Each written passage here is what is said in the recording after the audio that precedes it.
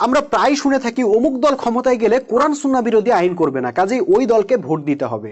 ভাইরে ভাই, আর কত হাসাইবেন আপনারা? এই যে এতগুলা রাজনৈতিক দল খুইলা ভিন্ন ভিন্ন মার্কা বসায় রাজনীতি করতেছেন, এই দলাদলিটাই তো কোরআন সুন্নাহর সম্পূর্ণ বিরোধী। কোরআনে আল্লাহ বারবার বলছেন বিচ্ছিন্ন হইও না, জামাতবদ্ধ থাকো। হাদিসে রাসূল সাল্লাল্লাহু আলাইহি ওয়াসাল্লাম বারবার বলছেন অনৈক্য কইরো না, জামাতবদ্ধ থাকো। সেইখানে আপনারা গণতন্ত্রের নামে কি করলেন?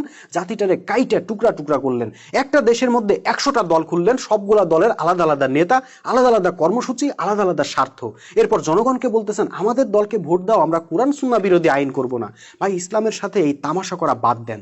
যে রাজনৈতিক ব্যবস্থাটাই কোরআন সুন্নাহ বিরোধী, সেটার আন্ডারে রাজনীতি করে আপনারা বলতেছেন কোরআন সুন্নাহ বিরোধী আইন করব না। এটা কোন ধরনের ধাপ্পাবাজি? যদি সত্যি কোরআন সুন্নাহর প্রতি আপনাদের ঈমান থাকে, তাহলে সবার আগে ধাপ্পাবাজির গণতন্ত্রটা বাদ দেন, রাজনৈতিক দলাদলি বন্ধ করেন, সবাই মিলে তৌহিদের ভিত্তিতে ঐক্যবদ্ধ হয়ে এক জাতি হন। একজনকে নেতা হিসেবে গ্রহণ করেন, তার হাতে বায়াত নেন, এরপর সেই নেতাকে দায়িত্ব দেন জাতিকে আল্লাহর বিধান দিয়ে পরিচালনা করার জন্য, যেভাবে রাসূল সাল্লাল্লাহু আলাইহি ওয়াসাল্লাম ও খোলাফায়ে রাশিদিনরা উম্মাহকে পরিচালনা করছিলেন।